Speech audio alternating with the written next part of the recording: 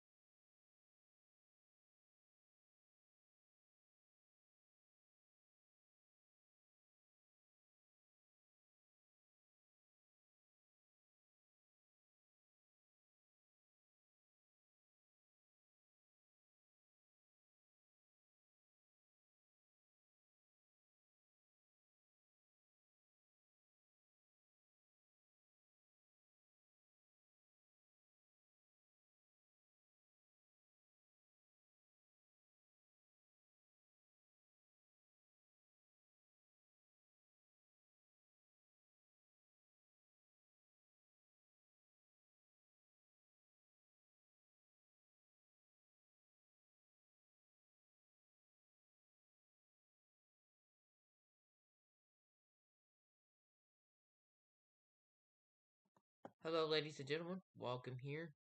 To our another special report on today's topic. I think we do have our. This is a prime minister. Hold on. NATO is talking. I will join in on NATO as we watch it together.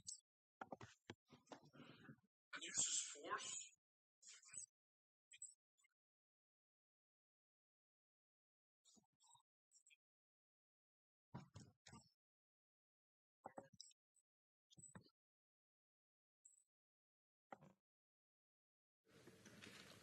Belarus as the enabler. This is a prime minister. Hold on. NATO President Putin's decision to pursue his aggression against Ukraine is a terrible strategic mistake, for which Russia will pay a severe price for years to come. NATO allies and the European Union have already introduced significant sanctions, and many of our partners around the globe have joined us.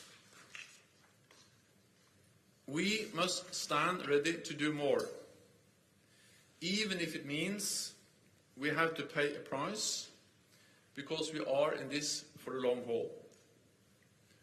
At the same time, the Russian people must know that Kremlin's war on Ukraine will not make Russia more secure. It will not make Russia more respected in the world. It will not lead to a better future for your children. In response to Russia's massive military build-up over the past months, we have already strengthened our deterrence and defense. Yesterday, NATO allies activated our defense plans.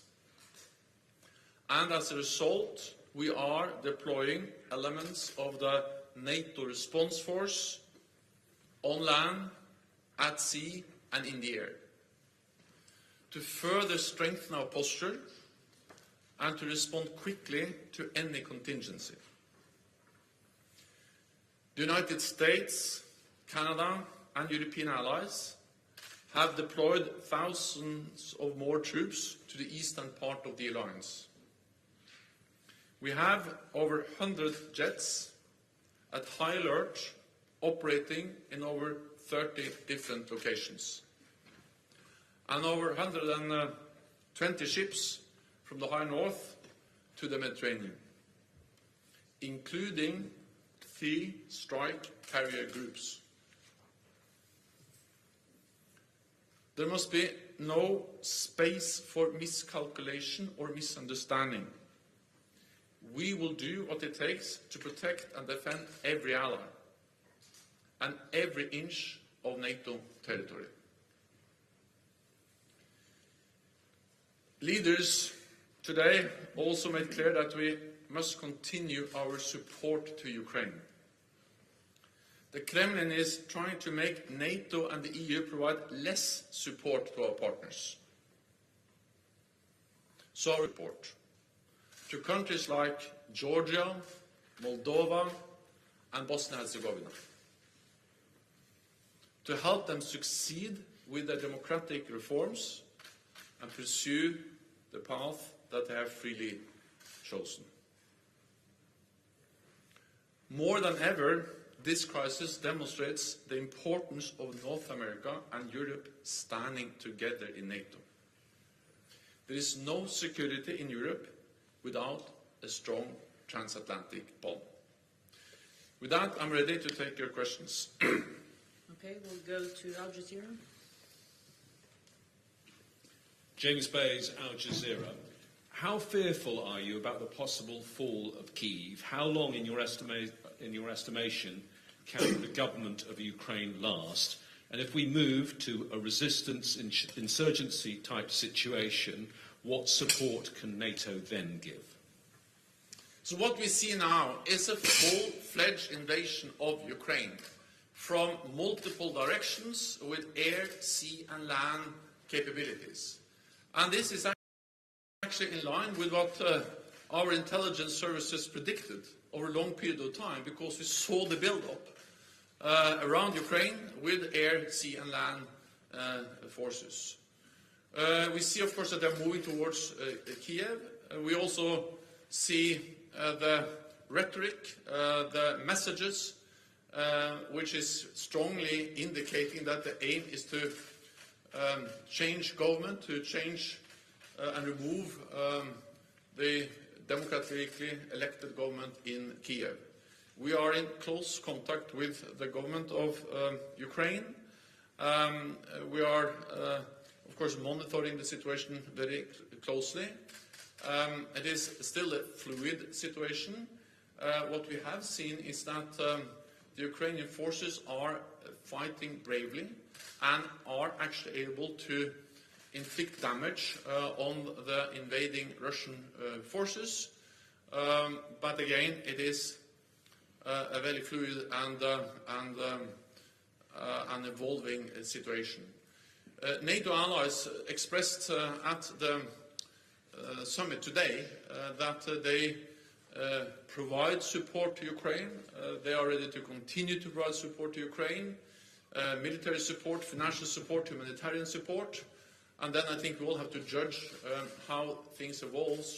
But the message from NATO leaders, and also from Finland and Sweden, EU, is that we are there to support Ukraine. We have supported Ukraine for many years, and we continue to provide support. We'll go to the National Press Agency of Ukraine. Dmitry Shkurko, National News Agency of Ukraine. Secretary General, in the current situation which we observe now in Ukraine, does NATO preserve its desire to assist Ukraine with defensive equipment?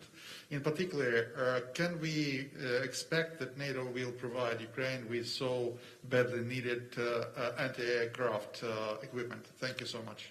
So NATO allies continue to provide support to Ukraine, and it was actually at the meeting today at the NATO summit with EU and Finland and Sweden allies announced and also informed other allies about the type of weapons, the type of support, and some of that also includes air defense systems.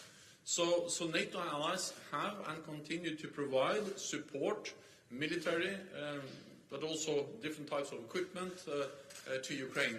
Then we all revolving and difficult situation. It's hard to predict what will be what are the possibilities in the future. But allies are providing support and are very committed to continue to provide support.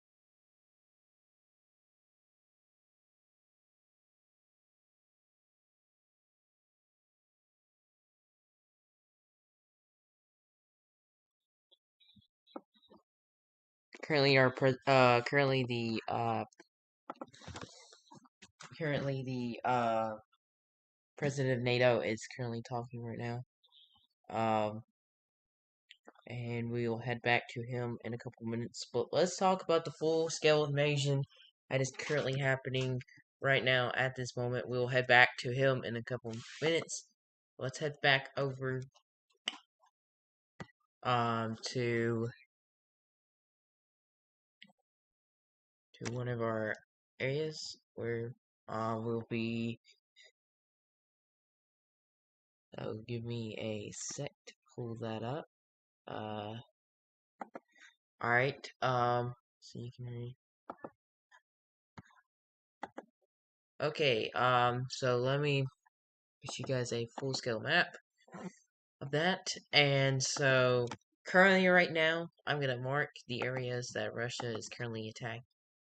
So right now they got troops employed over here. They'll try to attack that way. Well, they'll try to make that a little bit more clear. Attack that way. And here's the capital.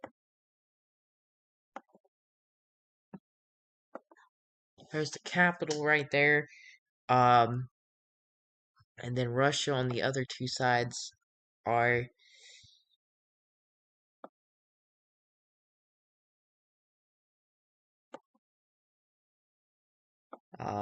the other side. So actually let me get my face out of the way so you guys can see that. I'm sorry, I have to have OBS pulled up because I am using OBS to do this stream. But let me see if I can grab my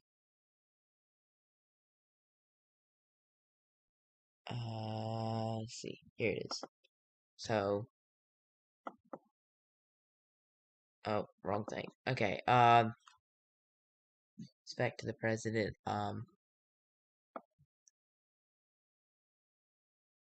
But this is where they're attacking. And we have a port down here as well, but they're... So basically Russia can attack from any of these areas. Now, the big concern I have personally is that you still have part of Russia right here. This is still part of that. You can see that red. That's part of Russia. That small little part. However, if Russia does take over Belarus and takes over Ukraine, essentially what that means is that that these areas, I'm gonna mark them. These would probably be the next areas of attack. Probably be this whole entire area. So that would be so these kind of countries would be probably, you can include some of these down here that used to be part of let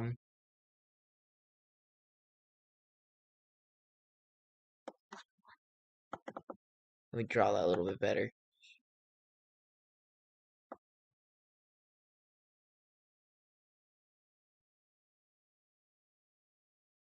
I would say probably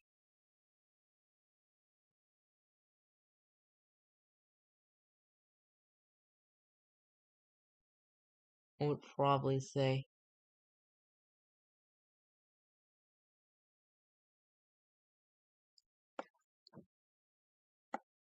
probably be the greatest risk of concern.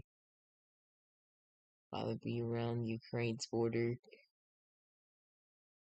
What would be right there? Like that area would be probably the next area of invasion if that would have happened.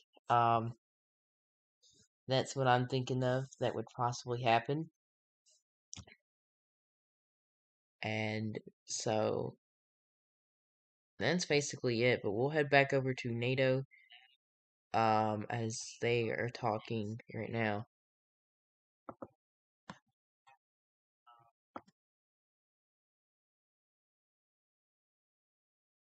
Party already assigned troops and forces to the NATO response force. We have the lead elements, which are led by France.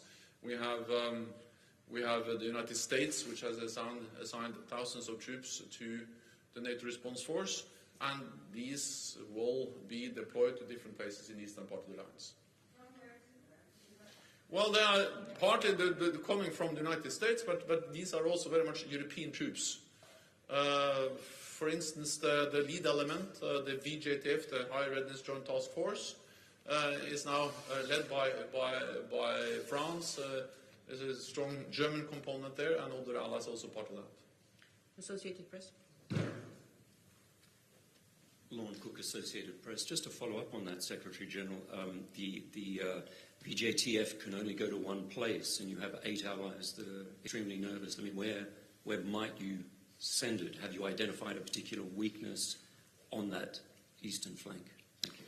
But I think we have to understand that we have many elements, components of the NATO response force. We have increased the readiness of the NATO response force, and then I don't speak only about the lead element or the VJTF, the Very High Readiness Joint Task Force, but we speak about more elements than just that one. Second, we have allies, the United States, but also United Kingdom and other allies that have increased readiness of forces that are assigned to NATO and the NATO response force. So, of course, these are additional forces that we can deploy as part of the broader deployment of the NATO response force. I'm not saying that we are deploying the whole force. The size of the NATO response force has been tripled since 2014 to roughly 40,000 troops. I'm not saying we're deploying the whole thing. I'm saying that we are deploying elements of the lead, also the VJTF, and elements of the rest of the NATO response force. And then it is for SACEUR to make final decisions exactly where the different elements are deployed. But we activated the defense plans yesterday, and now the elements of this force will be deployed, or is being deployed. Okay, we'll go to TV2. Lady in white. Lady in white, over there. Thanks, Elin Sørsdal, TV2 Norway. I'll just follow up on AP and what Terry from NPR said. How quick can these troops and this force be deployed? But some of these forces are already operating because we have sea and air forces, which are also already part of the NATO maritime forces operating from the Barents Sea down to the Mediterranean. Some are air forces, the air component of the NATO response force, and then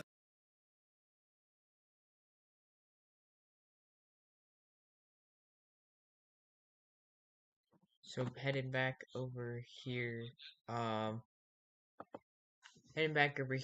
back to our map once again. Ukraine will be currently right now is attacking from that area, and then attacking over here. But this is the area of concern that I still have. Romania could possibly be the next ones. And if you can see a little bit part of Romania is kind of in that little bit of that conflict as well. But definitely indeed scares me. And I'm hoping that the people in Ukraine are alright and they're okay. And we can also see down here that Russia's also, which the orange kind of color, which I will kind of indicate for you guys. red. Well, actually, I could just do that. I didn't even realize I could just make a box where I think it's gonna be. So let me take care of that for a sec. So here's the next area that I think could possibly be attack. Could possibly happen is definitely this. I'm trying to make good enough circles so I can put circles. Definitely indeed think that this whole entire area will probably be the next area of attack.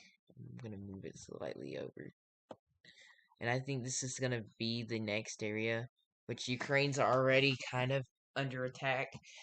But I can't really, I could just extend it a little bit and then make it a little bit smaller on this side. I know, this is not art class, I know. Which Ukraine attacking Ukraine, excuse me. And there's a lot of countries that Russia is allied to. So I would say the next few groups that would probably, if Ukraine gets taken over, probably would jump into Romania.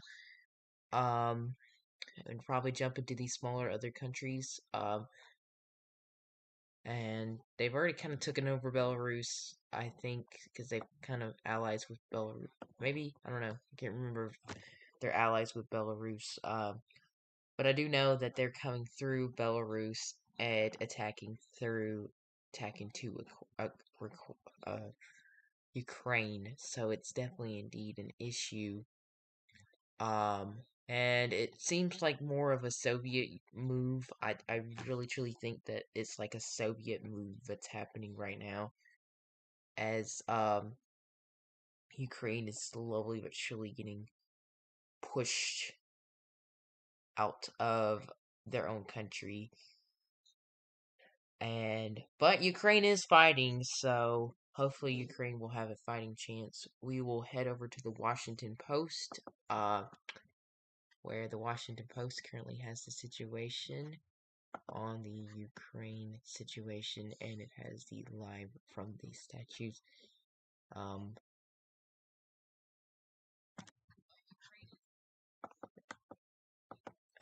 We have a little ad, and here we go, guys. This is a live. This is a live view.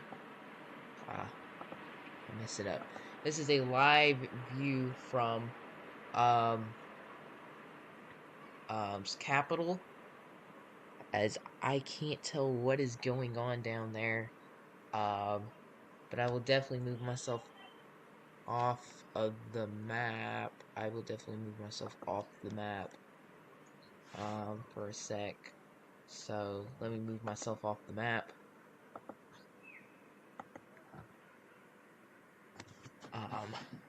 But this is definitely indeed getting much more crazier. I can't tell if they're blocking the roads or what they're trying to do, because I do see earlier today here in the United States, from the live stream, I don't know, about like,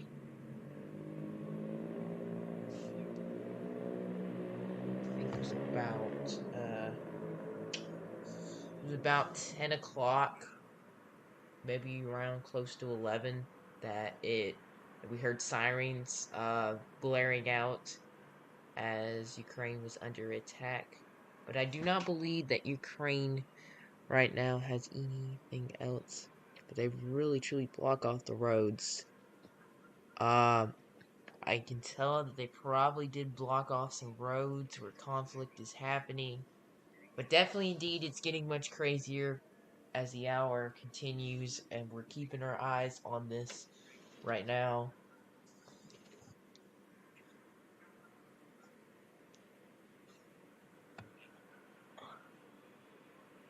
They're letting some people go, but I don't know what in the world is going on down there.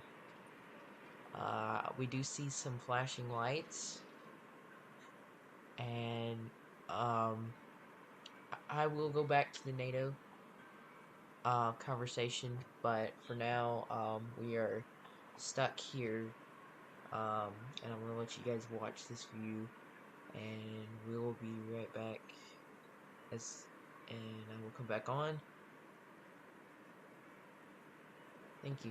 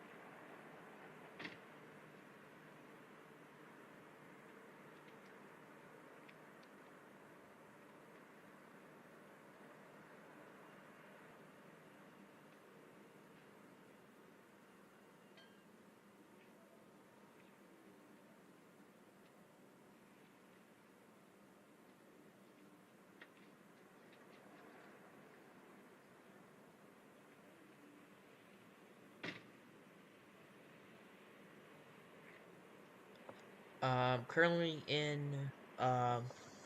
Ukraine. We're watching this very, very carefully. This is very getting very continues. It really doesn't look like anything. Do you see some cars traveling on the road? The Ukraine president has said that urges all residents to stay at home as Ukraine is coming closer to to um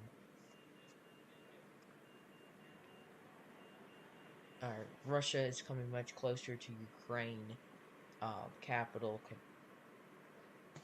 and it's getting very scary as the hour continues. Please stay live here, and we will be right back in a couple minutes. Stay here, and we'll be right back.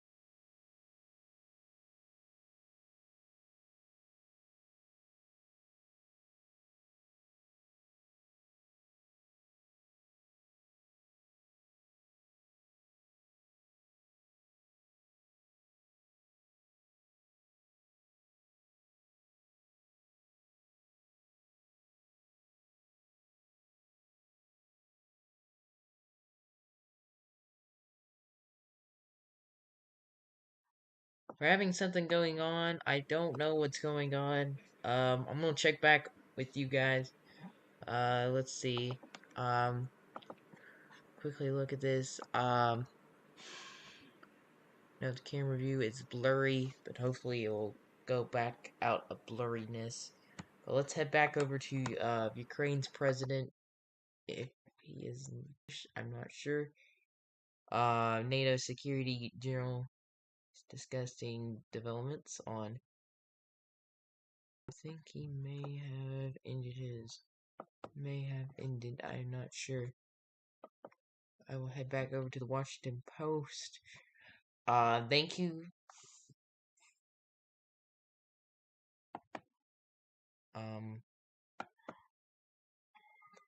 I'm currently a private first class in the Ohio. Sorry about that. We had ad, and we'll head back over here. We'll watch slowly but surely. We're just waiting until Ukraine pushes their force in. Right now, we don't really see anything. Right now, it's pretty calm. If I get any more news, we will come back here on live on stream and we'll talk about it. You're here, we're live.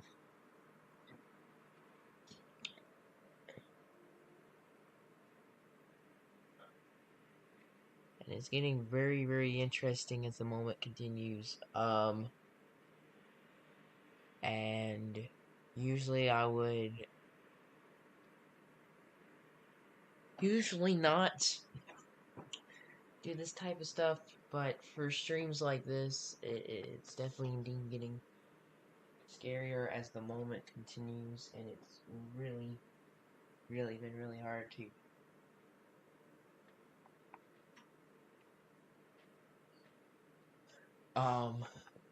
but Ukraine is going to be, I think we have delay on the video. Yeah, we may have delay on the video. We can still hear the cars outside, but I think we're having a little bit of some delay. Because usually, there we go. There it comes back. We had a little bit of delay, but it looks like it's normal here in the capital. However, we haven't heard from any of the officials yet about anything that's currently happening right now. And once again, I would like to pull back up that map of the next few places I think that they will be attacking. So, currently right now in,